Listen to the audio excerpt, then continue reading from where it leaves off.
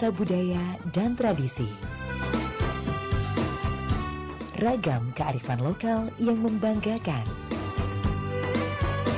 Dan destinasi pariwisata yang menarik. Dapat didengar di Pro 4 RRI Palembang.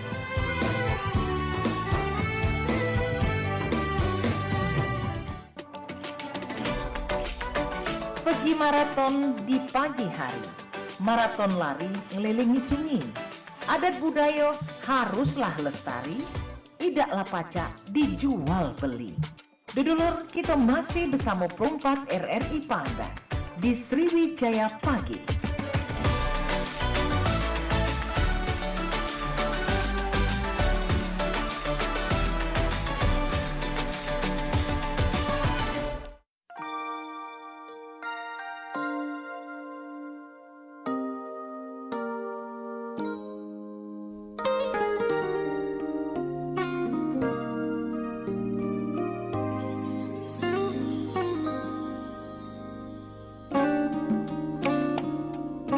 Oke, selamat pagi. Assalamualaikum warahmatullahi wabarakatuh. Manca bica dulur-dulur dimanapun berada, dan terima kasih untuk yang masih setia bersama kami di sini di 88,4 FM Perempat Palembang, Suara Budaya Sumatera Selatan. Dan pecah biasa kita kalau sudah di jam 9 pagi sampai jelang kaki di jam 10 waktu Indonesia Barat. Ini kita ketemu lagi di program Obrolan Komunitas, dan kali ini di edisi Rabu tanggal 20 November 2024 kita sudah kedatangan teman-teman dari komunitas Giat Baca Palembang. Langsung kita sapa. Selamat pagi, assalamualaikum. Waalaikumsalam.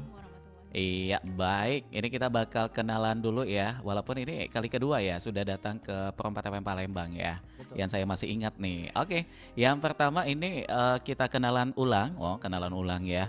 Karena pada saat itu kita pernah siaran juga ya di Perempat FM Palembang Giat Baca beberapa waktu yang lalu. Oke, dan kali ini ada yang pertama ini sebagai founder Giat Baca Palembang, yaitu ada Mas Septian Anggari Adidores. Benar ya Mas ya? Betul. Oke, bagaimana kabarnya Mas, sehat?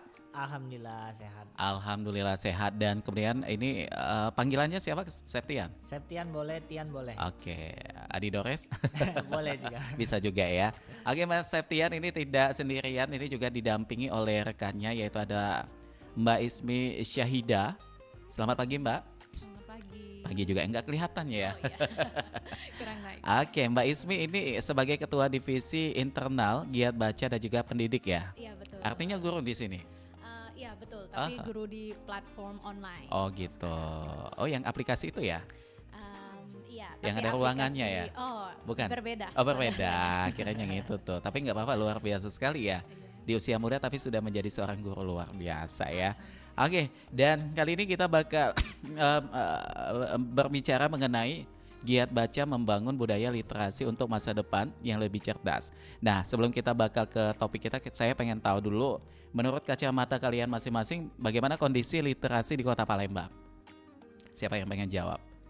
Kalau menurut aku sih untuk saat ini budaya literasi di Kota Palembang cukup baik ya. Aha. Terutama dengan hadirnya banyak komunitas yang tentunya bergerak di bidang literasi seperti ada Giat Baca salah satunya, Mhm. Kelana Book dan Palembang Book Party. Itu partisipasinya cukup ramai dan cukup antusias terutama bagi anak Gen Z lah. Mhm. Jadi udah lumayan, Ya, udah lumayan gerakannya udah lumayan baik. tumbuh ya, baik Betul. ya untuk di Kota Palembang. Nah, kalau buat di Giat Baca sendiri nih, peran sertanya untuk membangkitkan dunia literasi di Kota Palembang bagaimana? Keikutsertaan kita Aha. tentunya kita mengadakan beberapa kegiatan ya, tentunya seperti kita sering live Instagram bersama penulis, Mhm. membedah bukunya. Di sana juga kan kita kayak memberikan pertanyaan ke penulis itu, gimana sih motivasinya dalam menulis gitu kan, apa yang menjadi motivasi dan trik-triknya itu seperti apa aja, sehingga harapan kita ke depannya itu banyak anak muda yang berkeinginan juga untuk menjadi penulis seperti dia. Jadi muncul keinginan juga Iya. ya, begitu, baik. Nah, kalau kita ke ini kan tadi Mbak Ismi sebagai apa nih, ketua divisi Internal. internal dan juga Yes, pendidik. Pendidik ya. Betul. Saya pengen tahu buat struktur organisasi Mhm. di komunitas giat baca ini ada apa aja? Oke, kalau untuk Mhm. struktur organisasi sendiri kita itu ada divisi internal, Aha. kemudian ada humas. Jadi internal itu khusus menangani para anggota, Oke. kemudian kegiatan-kegiatan seperti tracking begitu. Mhm. Nah, untuk kegiatan yang seperti networking itu lebih dihandle pada humas. Oke. Nah, karena kita kegiatannya masih banyak yang partnya seperti online Mhm. begitu ya. Jadi ada yang tim desain juga untuk yang khusus handle desain, kemudian social media sendiri seperti itu. Oh, jadi lumayan banyak juga divisinya ya.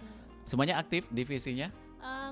Kalau kita bilang sekarang agak kurang aktif, tapi Kenapa kita tuh? berencana karena sebenarnya Mhm. anggota sendiri itu banyak yang sudah ada kegiatan sendiri, kemudian Aha. bekerja. Jadi kita dengan siaran ini juga berencana untuk regenerasi seperti itu, Begitu. Mas. Menyemangati lagi ya buat Betul. teman-teman lainnya juga. Biar tetap Mhm. berjalan kegiatan literasi yang memang sudah jadi visi misi kita di awal gitu kan untuk Oke.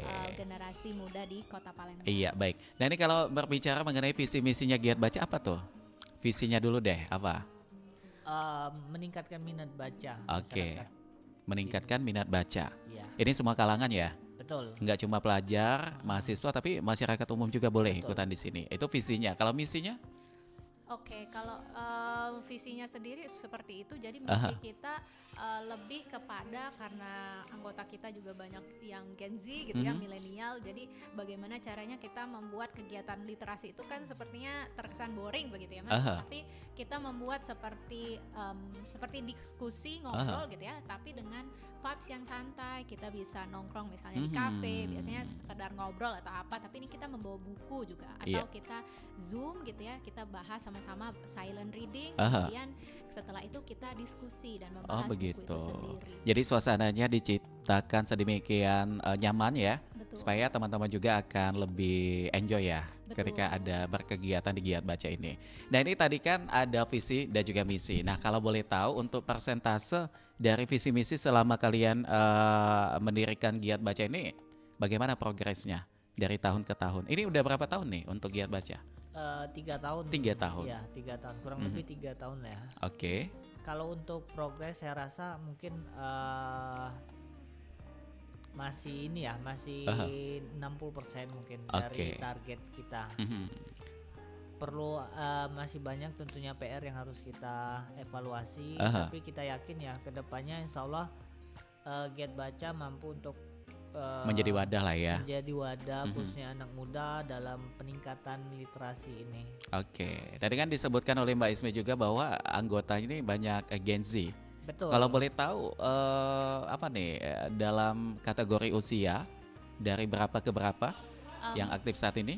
Kalau dari usia saya bisa bilang di range 20-an. Oh, 20 ke atas ya. Betul. Jadi yang pelajar nggak ada artinya. Nah iya betul. Aha. Jadi sepertinya kami ingin membuat yang untuk kedepannya gitu sepertinya Oke. lebih fokus kepada untuk menggait Pelajar ya, juga. pelajar betul. Karena Hmm. pelajar itu seperti yang kita tahu kalau ngelihat berita sekarang kayaknya banyak yang beberapa Aha. isu itu berhubungan dengan misalnya literasi membaca dan menulis Hmm. bahkan berhitung gitu ya. Aha. Jadi sepertinya memang harus merambah ke pelajar Hmm. SMP, SMA maupun kuliah.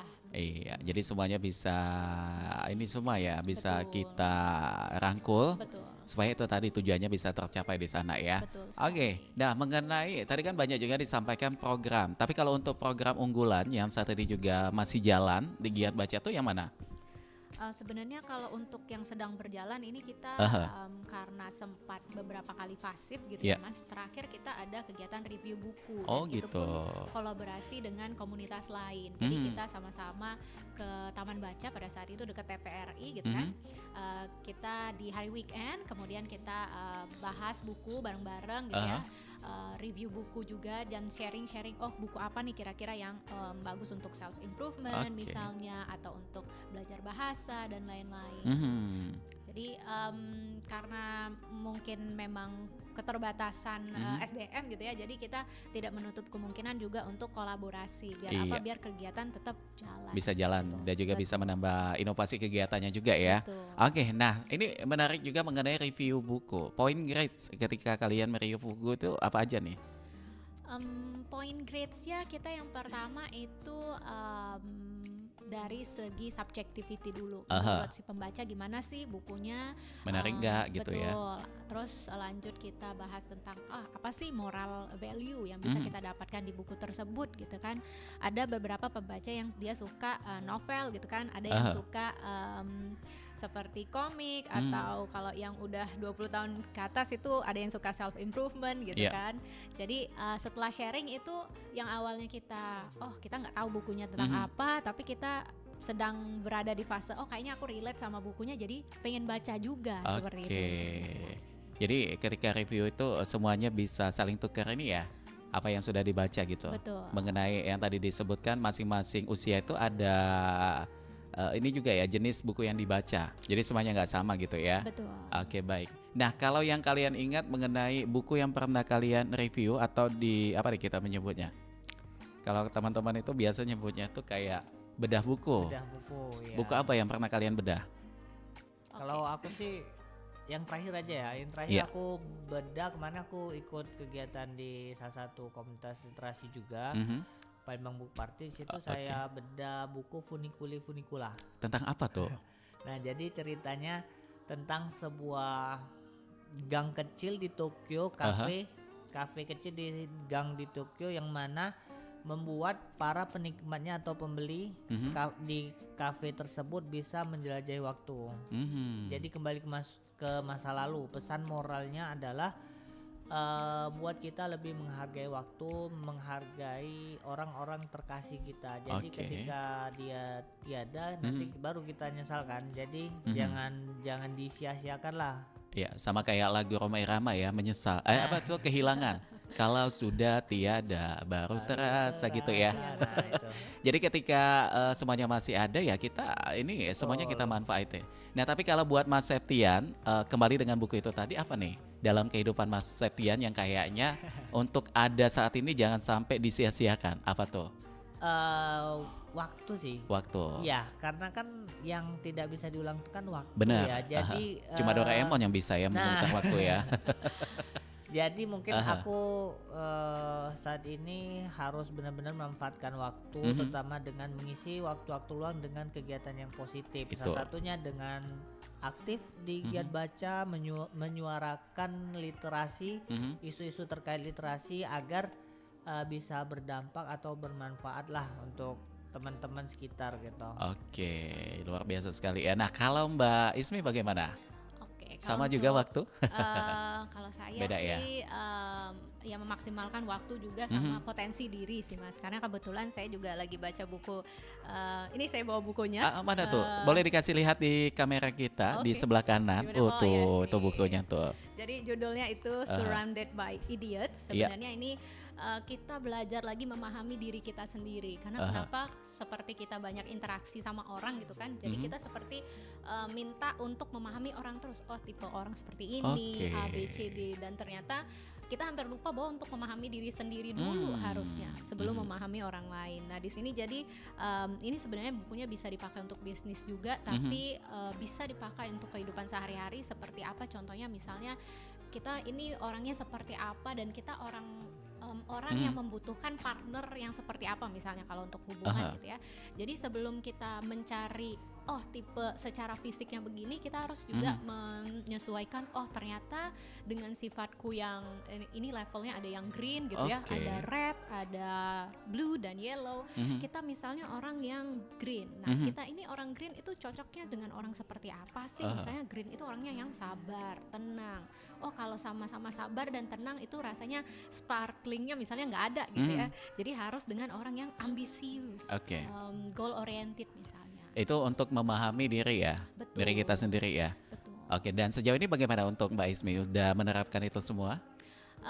Seiring berjalannya waktu jadi memahami sih Mas. Karena awalnya kan saya banyak berinteraksi sama orang tuh memahami orang terus. Ternyata saya lupa untuk hampir kehilangan saya ini sebenarnya orangnya aslinya seperti apa gitu. Karena terlalu banyak menyesuaikan dengan misalnya menjadi guru gitu ya, di komunitas. Kemudian kalau menjadi di luar dari itu menyesuaikan kembali. Jadi lebih enak ya kalau kita hobi baca buku tuh pasti ada poin-poin yang akhirnya membuka mindset kita juga, Betul. yang selama ini mungkin belum kita rasakan. Yang ketika kita sudah membaca buku ada poin-poin positifnya tuh kayak berasa pengen melakukan hal positifnya itu tadi ya, kayak Betul. terpancing begitu. Nah ini kalau dari giat baca lagi nih, peran serta kalian untuk literasi untuk 2025 lah mungkin lah ya, karena 2024 ini udah mau habis. 2025 nanti bakal ada kegiatan apa yang sudah kalian mau siap-siap digagas nantinya?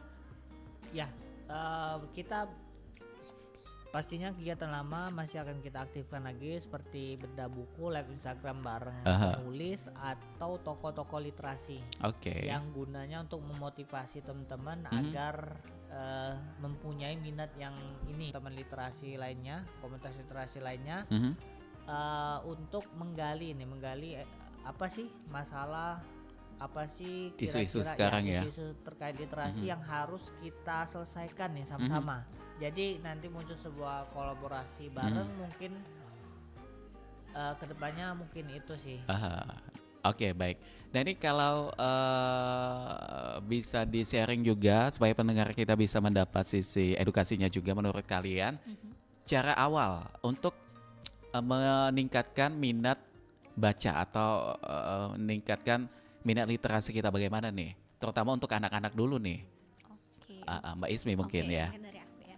Kalau kita lihat sebenarnya fasilitas umum sekarang tuh udah lumayan Banyak oke ya. Mas.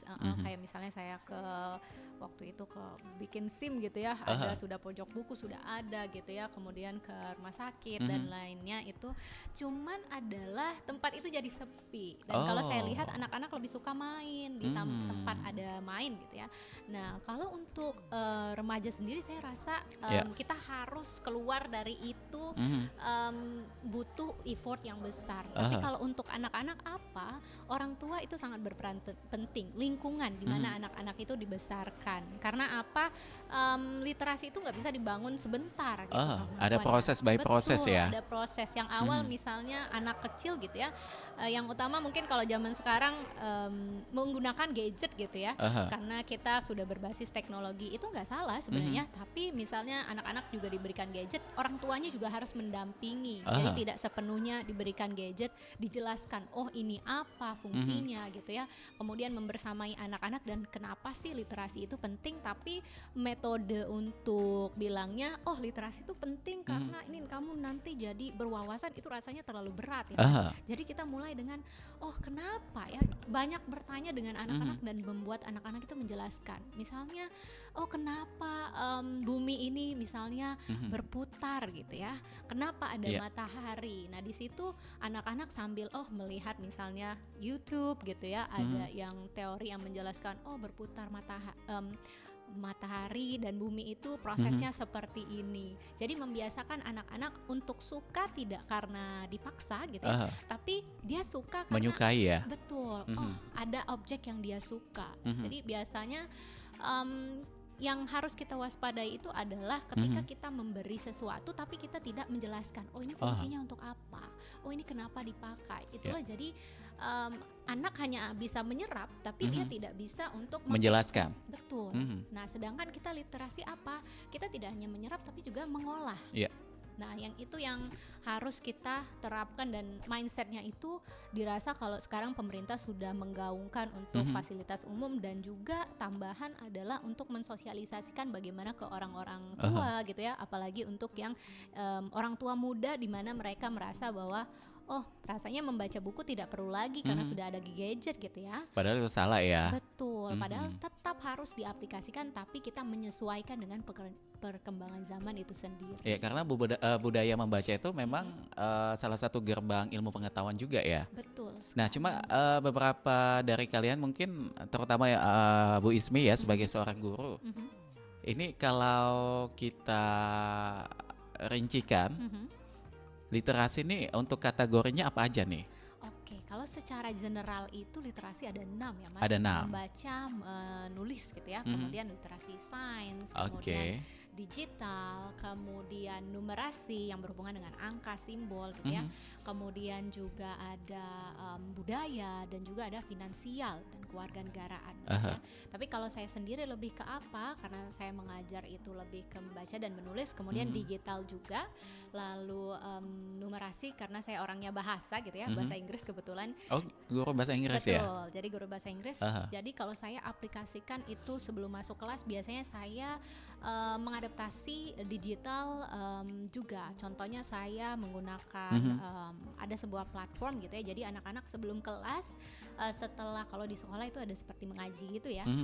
Setelah kelas kita ada brainstorm dulu. Misalnya hari ini kita melihat planet-planet gitu ya. Jadi anak-anak observasi, saya lihatkan video gitu ya, seperti 3 menit lah. Setelah itu saya beri kesempatan anak-anak, apa sih yang sudah mereka lihat, saya berikan mereka kesempatan untuk berbicara gitu. Nah setelah itu baru kita mulai proses kelas. Kenapa? Sebenarnya dari melihat itu saya ingin melatih bagaimana sih anak-anak bisa mengolah gitu ya, mengolah informasi yang mereka dapatkan. Kalau anak-anak clue-nya, kalau anak-anak kurang di bidang literasi, dia cenderung tidak pandai untuk mengekspresikan apa yang dia lihat. Dia tahu itu bendanya apa, tapi proses yang dia lihat itu dia sulit untuk mendeskripsikan dengan rinci seperti itu, karena dia tidak terbiasa untuk mengolah. Oke, itu untuk anak-anak ya. Betul. Tapi kalau untuk kita yang udah di atas 20 ini bagaimana literasi yang baik itu? Karena kita melihat digitalisasi ini luar biasa sekali ya. Kayak ada sosmed, banyak sekali informasi-informasi yang sepenggal yang pada akhirnya itu membuat kita tuh kayak hanyut dalam sebuah yang sesuatu belum jelas gitu, yang akhirnya kita mengambil kesimpulan sendiri gitu. Bagaimana ini kondisinya? Kalau untuk yang dewasa sendiri ya, kalau saya itu lebih kepada sharing, dan juga saya juga di sosial media saya sendiri, misalkan ada berita, saya sering untuk seperti menggaungkan bahwa kita tuh boleh gitu ya membaca informasi yang banyak, tapi jangan langsung diserap mentah-mentah pada Gitu. saat itu. Apalagi kita ini mau pilkada ya. Betul, jadi sangat sensitif sekali. Benar. Misalnya contohnya ada info hot gitu ya, kita langsung terpancing dan menyebarkan ke orang. Nah, Padahal itu belum tentu benar gitu kan. Jadi rasanya kalau misalnya saya melihat teman-teman, kita baru dapat informasi nih, kita keep dulu, kita sharing di kita keep gitu ya, dan kita memastikan lagi gimana sih. Dan itu juga terjadi sama misalnya saya ngajar murid, saya tanya apa sih yang kamu rasakan sekarang atau informasi yang kamu lihat gitu ya, terus saya make sure lagi berapa persen kamu yakin dengan informasi itu. Nanti mereka jelaskan apakah mereka sudah membaca gitu ya, atau sudah mencari sumbernya betul, ya. atau enggak Miss, aku hanya lihat sekilas aja tadi di sosial media gitu kan, di gosip gitu kan. Terus saya bilang kamu yakin itu? Enggak juga sih Miss, tapi seru gitu kan, mereka bilang. Dan saya pastikan lagi bahwa ya seru sih, cuman harus berhati-hati apabila sumbernya ternyata salah dan kamu menjadi penyebar itu. Wah, saya itu bilang gitu. dosa bertambah juga ya secara tidak Betul. langsung ya. Makanya Jatuhnya fitnah. betul sekali. Makanya kalau saya bilang, kalau kamu mau sharing, ya menurut kamu sharing itu memastikan, bukan untuk menyebarkan informasi. Benar. Gitu. Ingat kita juga ada undang-undang IT ya. Betul. Jangan sampai kita menjadi tersangka nih karena hal sepele gitu ya. Betul. Dengan informasi yang masih simpang siur yang akhirnya kita FOMO, Betul. yang akhirnya banget. kita sebarkan juga, dan ternyata itu melanggar undang-undang IT itu. Jadi kita harus cerdas juga ya dalam menyikapi digitalisasi ini. Nah itu kalau dari Mbak Ismina. Kalau Mbak Septian melihat sisi bukan sisi negatif sih, kayak kalau kita salah menggunakan atau menerapkan literasi yang tidak tepat, itu dampaknya seperti apa nih Mas? Betul ya, kalau misalkan kita kurang tepat ya salah satunya tadi dengan mudahnya kita menyerap informasi yang belum tentu kebenarannya. Tentunya kalau untuk dari kita sendiri kan kita harus lebih berpikir Berpikir panjang ya, bukan, logis juga ya. apa ya kalau bahasanya itu Apa tuh? berpikir kritis. Kritis itu tadi. Jadi setiap berita atau yang bacaan yang kita serap itu jangan mentah-mentah kita terima, harus kita baca lebih dalam gitu sumbernya apakah benar nih. ketika benar ya baru kalau masih simpang siur jangan dulu di share atau jangan dulu di inilah diributin gitu Iya, bahasanya. jangan dihebohkan gitu Betul. ya. Apalagi sampai di-share di grup WhatsApp mak-mak ya. Betul. Akan tambah bahaya itu. Nah, terus untuk literasi sendiri tentunya kita harus harus Apa tuh? open minded. Oke. Jadi terkadang memang ada buku-buku itu berbeda pendapat. Jadi kita nggak bisa semata-mata berpacu pada satu buku. Kita harus lebih open minded.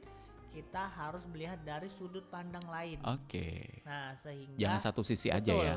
Kalau satu sisi aja itu saya rasa Bisa menimbulkan betul. kesimpulan pribadi. Betul. Aha.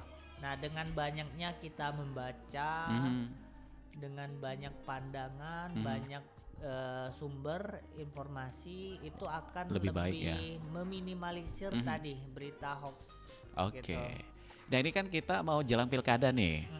Ini juga sebagai bentuk edukasi juga ya buat pendengar kita siapapun itu ya. Menurut kalian bagaimana untuk supaya kita itu dalam zona-zona yang aman gitu, jangan sampai kita menjadi korban berita hoax. Menyikapi pilkada ini baiknya gitu untuk bersosial media bagaimana untuk kalian? Kalau aku pribadi sih ya jangan maksudnya jangan, biasa kan banyak buzzer ya. Kalau di pilkada ini kan pasti Banyak sekali yang muncul ya. Buzzer bayaran segala macam. Nah, sama seperti tadi, jangan langsung menelan berita tersebut mentah-mentah. Harus kita benar-benar kita cari tahu. Misalkan ada pasangan yang kita idolakan lah, maksudnya kita harus cari tahu dulu nih rekam jejaknya seperti apa. Jangan kita mudah terprovokasi lah.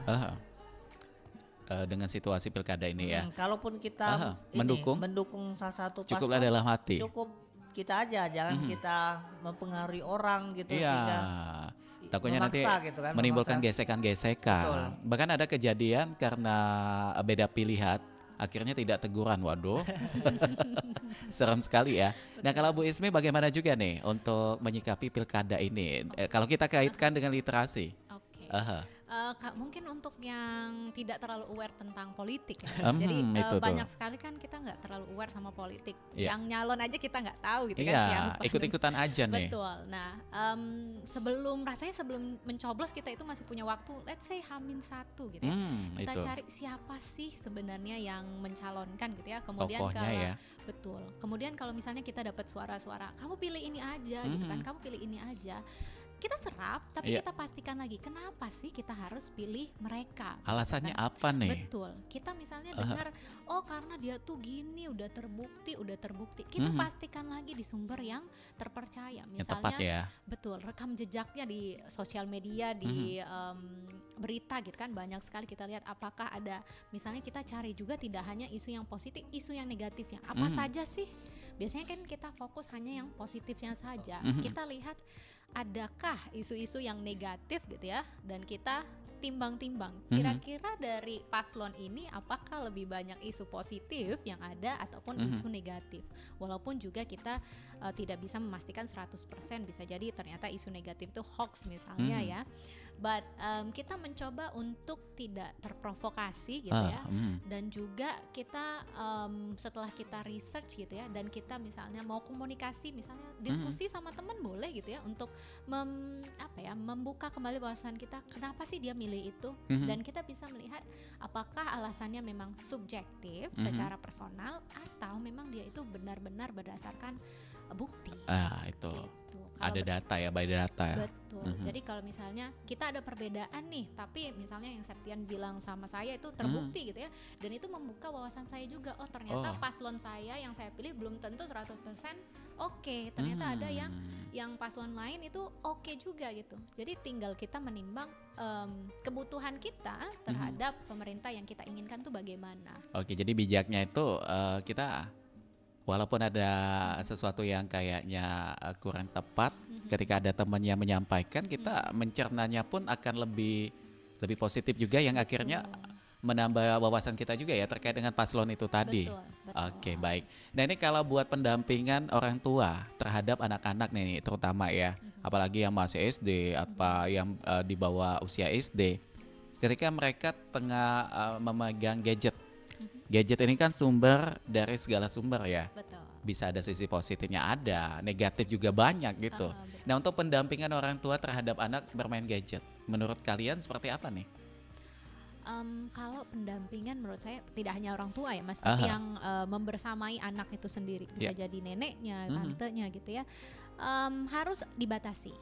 Dibatasi dalam artian kalau usia anak yang masih di bawah 1 tahun, saya rasa harus banyak berinteraksi dengan anak, karena kenapa, usia itu adalah proses kita bisa bilang critical period bagi anak-anak, mereka memproses sesuatu. Nah, pada saat masa itu kalau anak-anak udah dikasih gadget gitu ya, itu akan mempengaruhi. Contohnya bagaimana cara dia berbicara, ada isu tentang speech delay gitu ya. Salah satunya itu terjadi akibat apa? Anak banyak diberikan dipaparkan gadget tapi jarang berinteraksi. Akhirnya gitu. apa?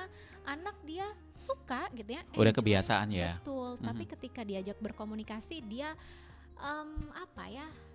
kaku untuk berbicara. Karena kenapa? Jarang diajak interaksi. Dan kemudian untuk selanjutnya mungkin kalau untuk anak sudah sekolah gitu ya, pasti akan terpapar karena ada tugas dan lain sebagainya, harus dibatasi gitu. Harus dibatasi karena yang kita tahu banyak sekali hal yang bisa kita akses di kita pun yang dewasa aja salah akses akan dampaknya luar biasa ya, apalagi anak-anak nih. Betul. Jadi orang tua boleh friendly terhadap anak, tapi juga harus membuat boundaries bagi anak, biar anak itu tetap merasa seimbang ya. Betul. Aku harus orang tuaku sudah membuat peraturan gitu ya. Orang tua friendly tapi tetap tegas. Gitu. Jadi demi kebaikan juga. Betul. Karena kalau saya berkaca dari orang tua murid gitu ya, ada orang tua yang sangat memanjakan anak, sebenarnya dia sayang gitu ya, tapi itu adalah bisa jadi awal dari kehancurannya. Karena kita nurutin terus maunya anak gitu. Jadi dia nggak ada mode of survivalnya gitu. Tapi ketika kita rasanya agak dia kayak merasa lebih bergantung terhadap orang ya, lama-kelamaan gitu. Betul. Jadi nggak bisa, misalnya kalau ada ini, aku nggak bisa, aku harus ini, minta tolongnya sama orang tua gitu. Apalagi yang di rumahnya ada belasan ART gitu. Betul. Nah itu jadinya apa? Sedangkan kita tahu kalau kita keluar rumah, ya nggak peduli kita siapa gitu kan, kita harus bisa survive dengan diri kita sendiri. Kalau bukan kita siapa lagi ya? Betul. Oke, baik. Nah ini kebetulan Bu Ismi kan sebagai pendidik bahasa Inggris nih. Kita seringkali menemukan beberapa anak juga yang lidahnya tuh udah lidah luar sekali nih. Wah, pokoknya luar biasa sekali ya. Tapi ketika kita ajak untuk berbahasa dengan bahasa ibu, agak sedikit beda. Dan malah kesannya lidahnya tuh kaku gitu. Ini bagaimana juga nih Bu Ismi melihat kondisi itu?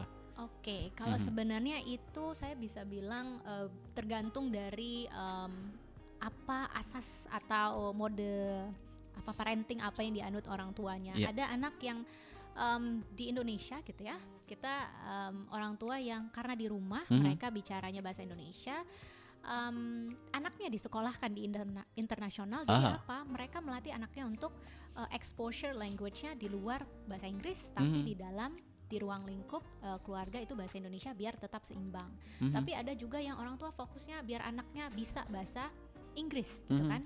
Sebenarnya saya bisa bilang nggak salah, tapi itu bisa menjadi minus juga untuk anaknya. Karena kenapa? Dia sebenarnya punya bahasa ibu, bahasa Indonesia atau bahasa Palembang gitu. Iya, karena lingkungan kita juga masih lingkungan Palembang ya. Betul. Jadi yang dimana kita kalau hashtag orang bahasa itu kuasai bahasa asing gitu ya, lestarikan bahasa daerah gitu kan.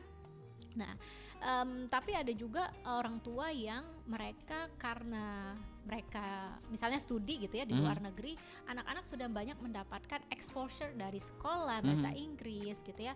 Tapi ketika mereka bicara dengan orang tua atau di rumah atau di lingkungan yang berhubungan dengan Indonesia, dia diharuskan untuk bahasa Indonesia itu sendiri. gitu. Jadi saya bisa bilang nggak salah, tapi sebaiknya apa? Sebaiknya orang tua juga harus aware. Misalnya, oh ternyata orang tua memang goalnya tidak mau menginikan anaknya untuk masa depan Indonesia gitu ya. Masa depannya mau di luar aja. Oh itu berarti mereka fokusnya ke situ. Tapi lebih baik apa? Ya balance lah ya gitu. Melihat kondisinya memang masih di lingkungan Palembang gitu. Betul. Tapi kalau buat dia yang memang sekolahnya di luar itu sah-sah aja. Karena memang bahasa luar itu atau bahasa Inggris itu merupakan bahasa internasional. Betul. Yang dimana banyak negara dan juga orang yang menggunakannya ya. Oke baik, dan sebelum nanti kita lanjutkan, kita akan mendengarkan beberapa informasi yang mau lewat berikut ini. Tetap di obrolan komunitas Perompak FM Palembang, Suara Budaya Sumatera Selatan. Kenalno, jenengku Rudi, biasa gawe. Perkenalkan Odon Oko Christine Pahlawani. Kenalkan, ya nami Abdi Ian Supian. Bahasa adalah budaya yang menunjukkan jati diri sebuah bangsa. Beragam bahasa dipersatukan oleh Bhinneka Tunggal Ika. 700 lebih bahasa di Indonesia masih aktif dituturkan oleh masyarakatnya. Dan jumlah itu belum termasuk dialek dan subdialek. Wai rumah bahasa Huban untuk didengar oleh Baima atau oleh para umama. Kami biasanya ngakui bahasa Madura. Basanto asi Kalimantan Barat, khususnya daerah Jangkang. Nuai di Cianjur, kami berkomunikasi menggunakan bahasa Sunda. Biasa gawe basa Jawa, ambil dulur-dulur, konco-konco, ambil keluarga bisa lah. Walaupun sudah ada bahasa Indonesia sebagai bahasa pemersatu atau bahasa nasional, tapi bahasa ibu menjadi bahasa yang lebih dominan digunakan sehari-hari.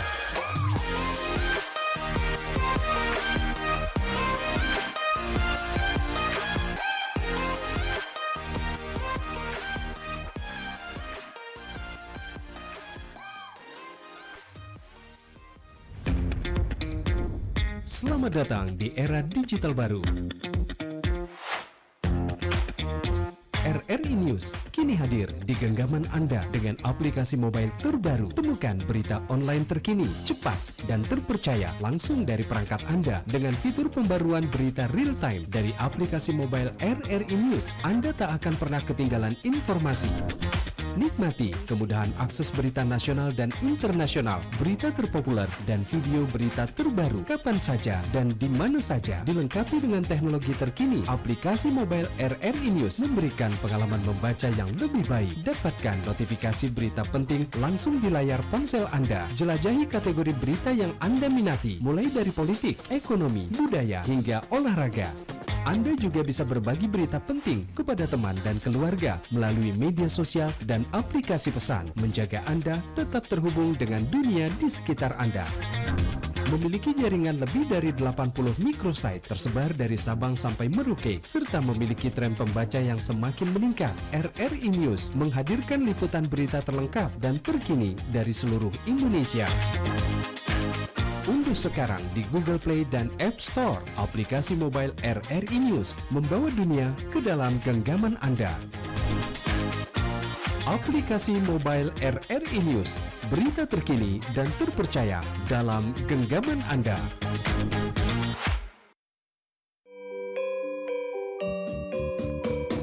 Nuansa budaya dan tradisi. Ragam kearifan lokal yang membanggakan.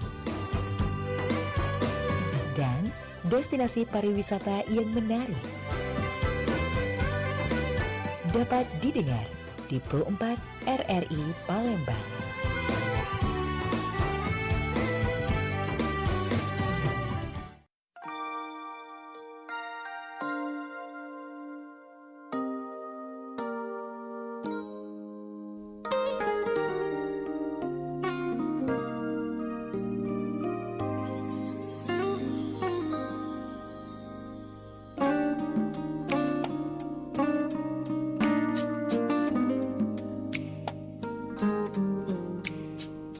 Oke, baik pendengar Mance Bincang Dulur-dulur dimanapun berada, dan kita masih bersama dengan Mas Septian dan juga ada Bu Ismi Syahida. Ini merupakan teman-teman dari komunitas Giat Baca Palembang ya. Banyak sekali tadi yang sudah disampaikan, edukasi juga yang sudah beberapa kita dapatkan, dan kita kembali tadi disebutkan banyak sekali jenis-jenis literasi ya.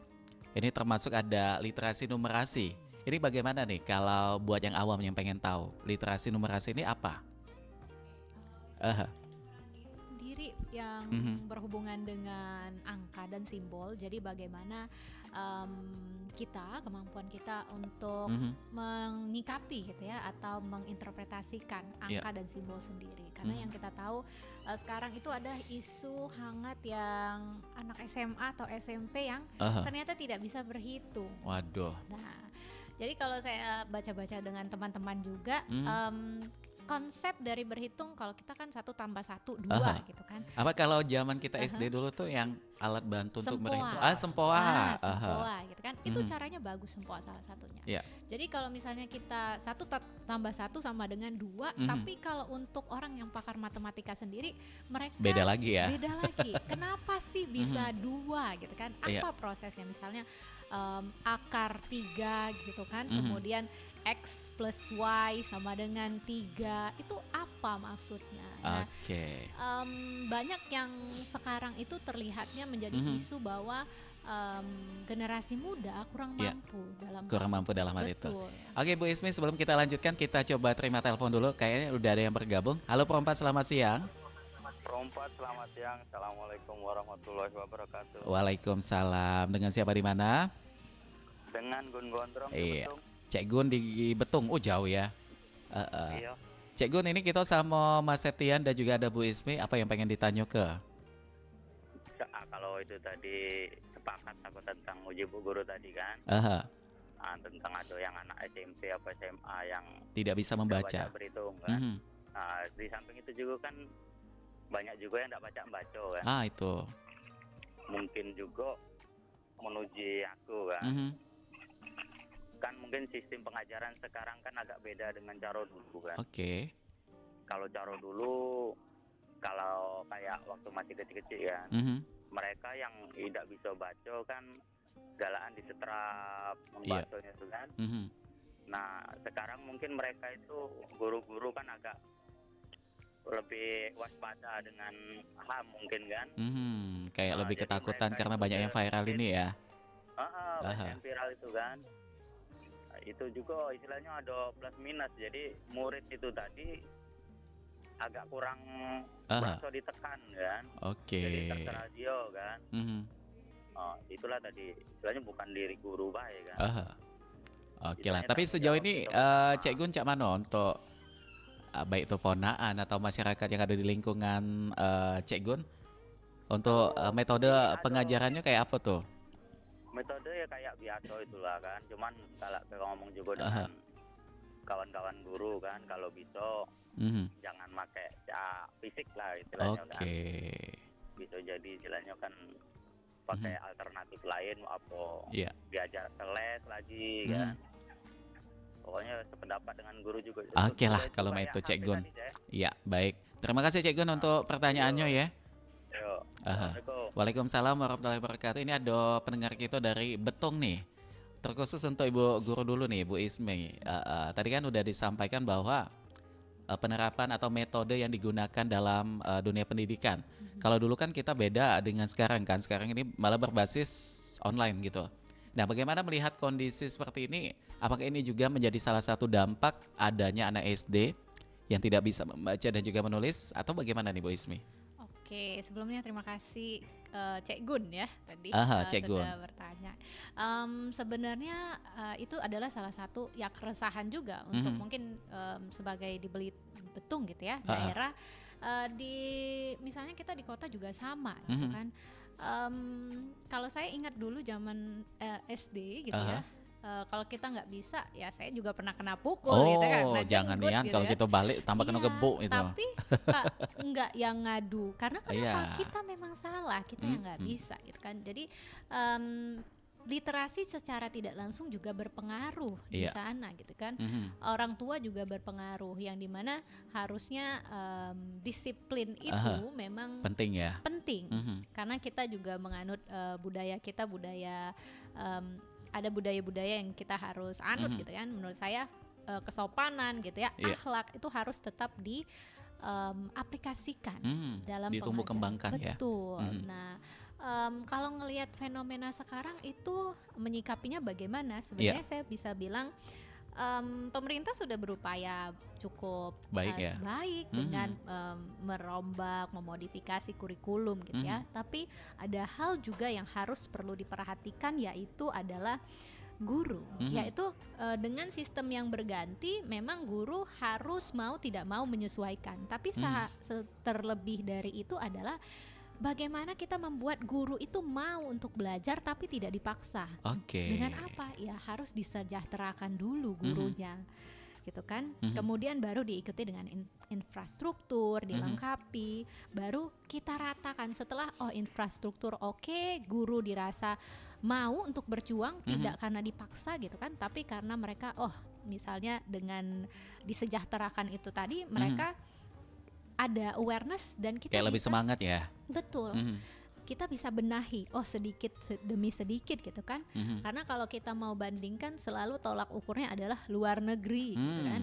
Misalnya Finlandia atau negara baju lainnya gitu ya. Seperti kurikulum merdeka, itu sebenarnya sudah diaplikasikan duluan di Finlandia. Oh, udah ada ya. Betul. Tapi itu mengadaptasi kita, cuman ada beberapa part yang dirasa harus kita perlu kaji lagi. Menyesuaikan dengan adaptasinya di Indonesia ya. Betul. Karena kenapa misalnya anak-anak, kalau kamu harus bisa matematika gitu ya.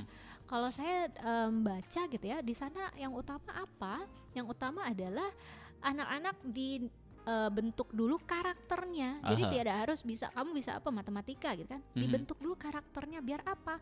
Anak-anak belajar merasa mereka senang, bukan karena dipaksa aku harus dapat nilai gede biar aku masuk SMP unggulan, SMA unggulan gitu kan. Setelah itu baru apa? Ketika anak-anak sudah merasa free, mereka senang belajar, baru dikhususkan. Tidak harus selalu tentang eksak, ada juga berhubungan dengan soft skill gitu kan. Kalau misalnya kita lihat di kita gitu ya, misalnya mau jadi apa kamu cita-citanya, mindset kita adalah yang besar-besar. Misalnya dokter, polisi, gitu ya. pilot, betul. Yang rasanya petani, peternak itu rasanya kecil sekali. Tapi kalau kita lihat di contohnya negara lain, mereka tetap bangga dengan profesi itu. Karena kenapa? Yang dihasilkan juga setara, bahkan lebih. Kita bisa bayangkan kalau kita punya 10 hektar perkebunan gitu ya. Betul. Untuk satu wilayah, kita pegang 2 atau 3 wilayah, itu luar biasa sekali hasilnya ya. Jadi tugasnya memang cukup berat gitu ya. Tapi ini saya bisa bilang, karena bukan saya membela guru gitu. Ya. Kita harus bekerja sama. Nggak cuma hanya pemerintah, nggak cuma hanya guru saja. Orang tua berperan penting.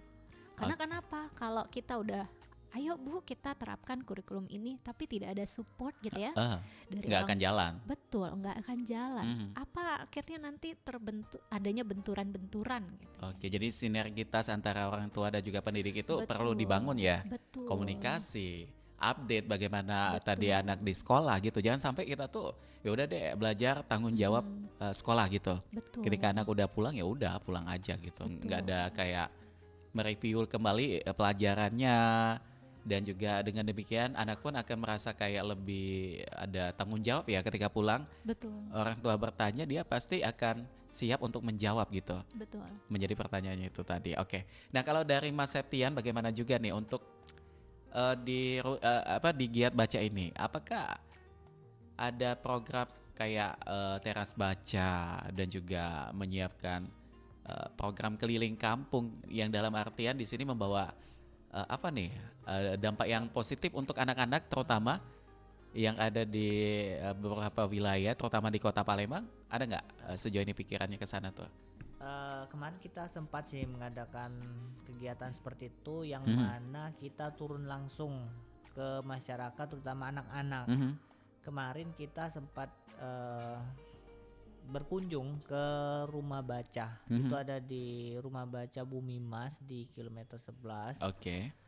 Di sana kita donasi buku, kita juga memberikan pengetahuan singkat, motivasi singkat mengenai minat baca untuk adik-adik kita di sana ya.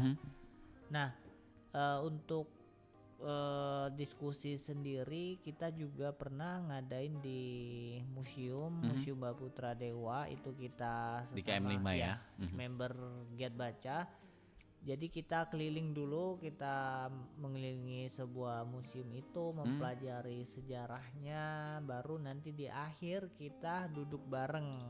Nanti ada challenge-nya gitu untuk teman-teman gitu. Jadi apa aja nih yang kamu serap tadi, berkeliling tadi, baru di akhir kita adakan diskusi bareng bedah buku gitu, silent reading. Baik. Jadi itu program yang langsung menyentuh ya masyarakat. Betul, yang langsung menyentuh masyarakat. Atau misalkan kita donasi ke rumah baca yang ada kemarin di Kampung Literasi di dekat apa tuh? Taman Sekanak Lambidaro. Di tuh situ. Di depannya itu kan ada Kampung Literasi. Kita sempat juga Rumah susun ya? donasi buku di sana ya. Betul, di sana. Saya rasa kedepannya mungkin akan kita tingkatkan lagi kegiatan seperti ini. Kalau untuk rumah baca atau kawasan yang memang ada tempat menyediakan supaya kita bisa membaca, itu di mana kalau untuk di Kota Palembang dipetakannya? Cukup banyak ya sebenarnya, tapi yang saya tahu itu mungkin ada RB Ceria, Rumah Belajar Ceria, terus juga ada Rumah Baca Bumi Mas yang kemarin sempat kita datangkan. Juga ada Kampung Literasi di sana di Sekanak tadi, di depan Sekanak Lambidaro, di rumah susun itu juga ada tempat-tempat literasi. Ya, jadi kalau ada pendengar kita yang mau datang ke sana, bagaimana tuh? Apakah semuanya itu free karena disupport oleh beberapa pihak gitu, atau ada proses sendiri nih untuk supaya bisa di sana minimal ya kalau bahasa awamnya itu bayar gitu? Enggak. Itu semuanya free, jadi mereka sangat open, terutama bagi masyarakat atau anak-anak yang ingin bergabung ya sekedar untuk baca buku. Mereka sangat open gitu. Jadi jangan khawatir ya. Iya, betul. Dan mengenai bergabung, kalau untuk yang pengen bergabung di di Giat Baca ini bagaimana? Boleh nanti DM kita di Instagram kita giatbaca_id. Nanti boleh di DM aja.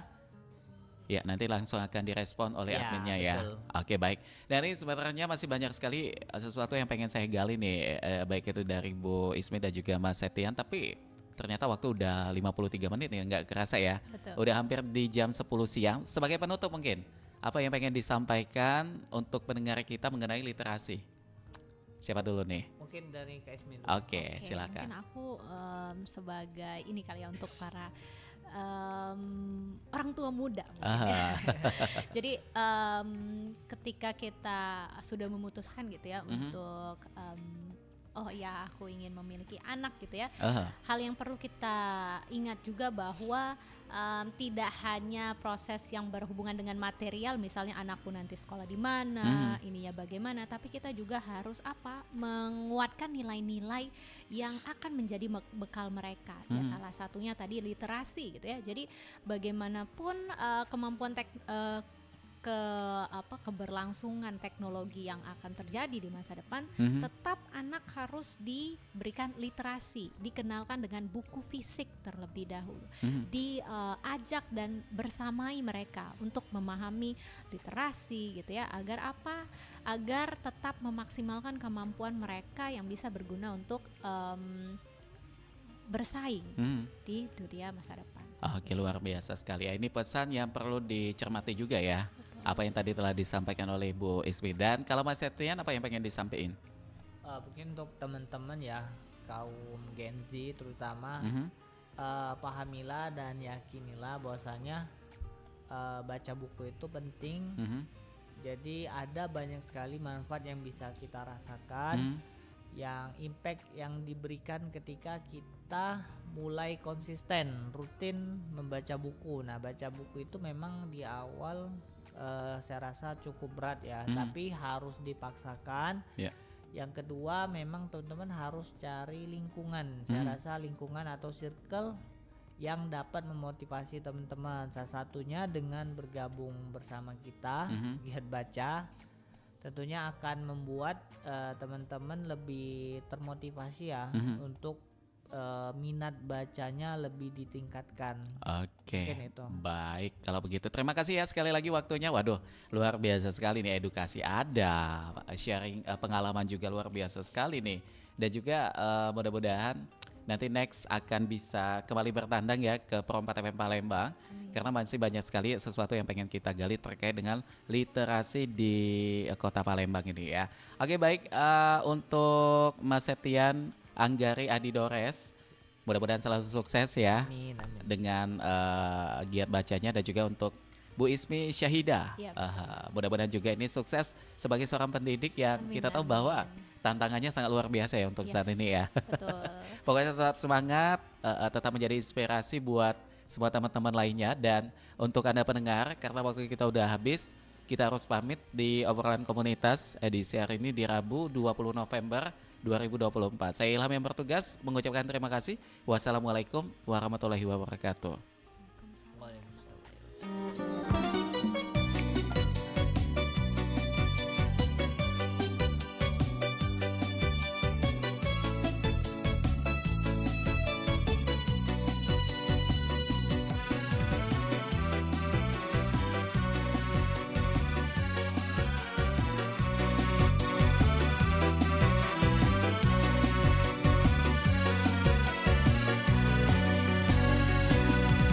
Kalau nak